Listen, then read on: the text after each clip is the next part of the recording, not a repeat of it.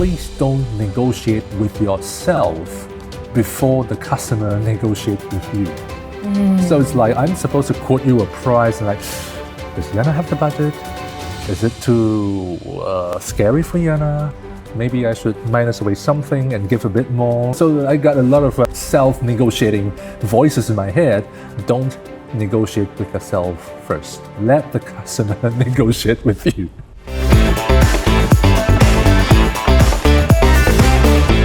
Welcome to another episode of Yana TV, where we have our authentic conversations with impactful and conscious people of Asia.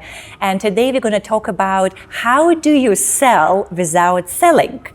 B2B, B2C, whether you want to sell yourself because you want to get a better job and better promotion, better pay, or maybe you're running your own business and you want to raise money. How do you sell the idea, service, the product?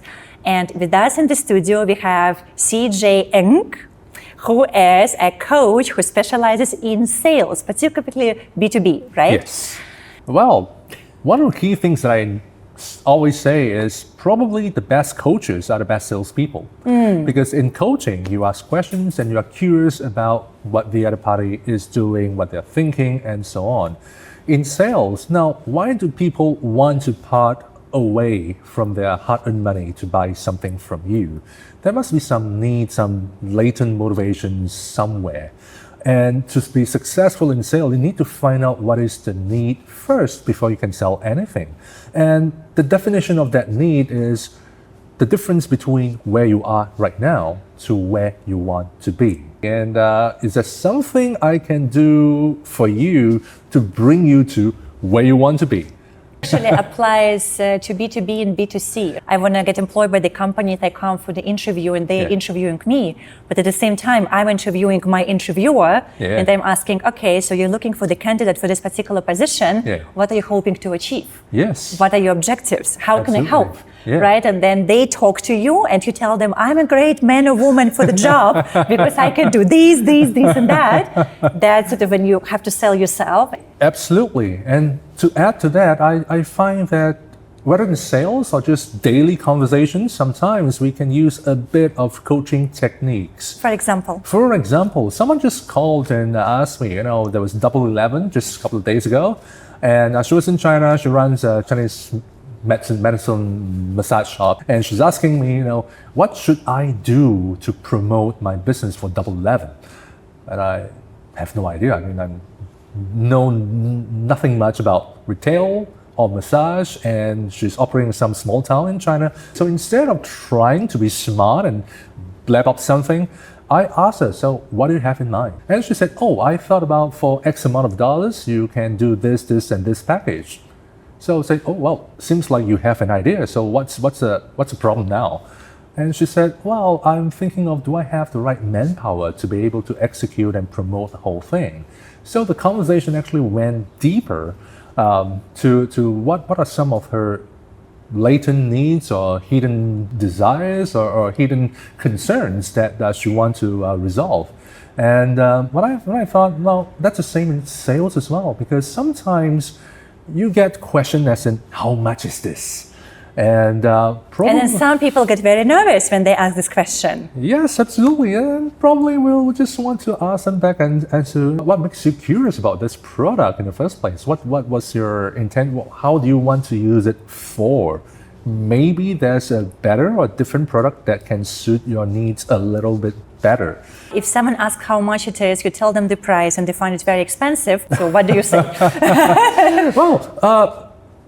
First of all, we don't want to talk about price until we know what they want, and then we can quote the right stuff, the right price for the right stuff. That's one.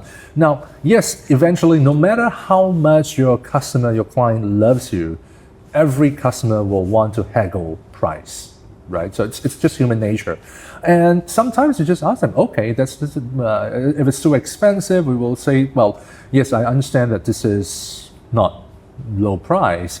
Now, just want to find out which is a bigger priority, the price itself or productivity or to reach a better outcome, which will be a bigger priority for you right now. Do you think it's a good idea to ask the other party what is your budget?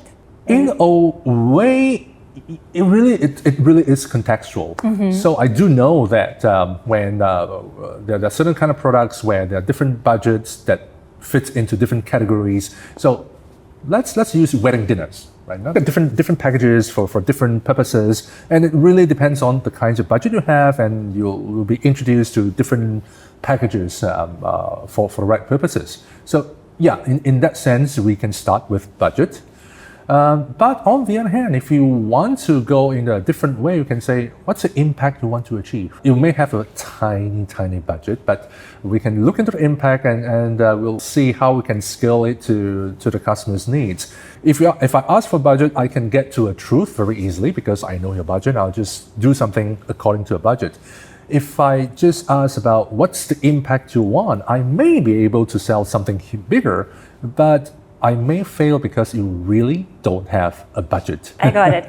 When we talk also about sales, very often people are scared. Statistically, also women tend to undersell often, and men seem to be a bit more confident with this. Yeah. What do you tell to people who are working on becoming more confident at sales? I think that East Asians, generally, Southeast Asians, East Asians, so Chinese, Japanese, Koreans, and everyone in Southeast Asia tend to undersell, male or female. That's interesting. Yes. Compared to, well, of course, the US, compared to our comrades in India. Yeah. So we find that if we put people in a room, you find Indians tend to be more outspoken. I noticed that actually. Other Asians. So it really depends on the region and depends on our upbringing.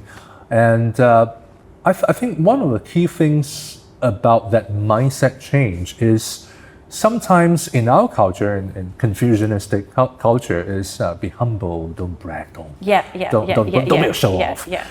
Instead of thinking of telling people what is termed as humble bragging, telling people what they have done and how great you are, you can ask people what help do they need and volunteer your services, volunteer what you can do for them as a way of telling people how good you are. So in that kind of humble way, I'm also demonstrating my capabilities and my willingness to perform or to do something.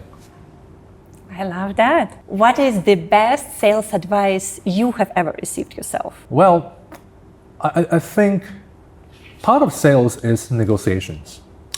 And while I do train people on negotiations, by nature, I'm a horrible negotiator.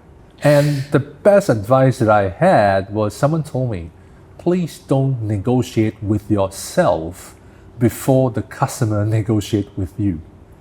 So it's like, I'm supposed to quote you a price and like, does Yana have the budget? Is it too scary for Yana? Maybe I should minus away something and give a bit more. And will this price kind of offend Yana? And she won't like me anymore.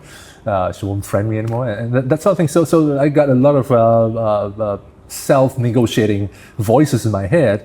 And yes, I got a peer who said that don't negotiate with yourself first. Let the customer negotiate with you.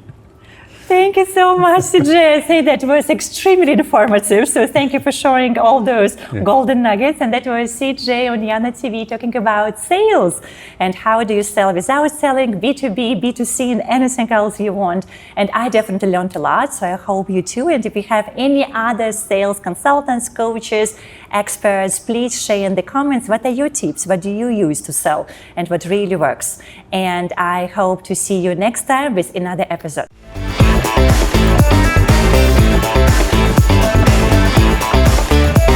America is number one in marketing and sales in the world. I mean, that's for better or for worse. I mean, no comments.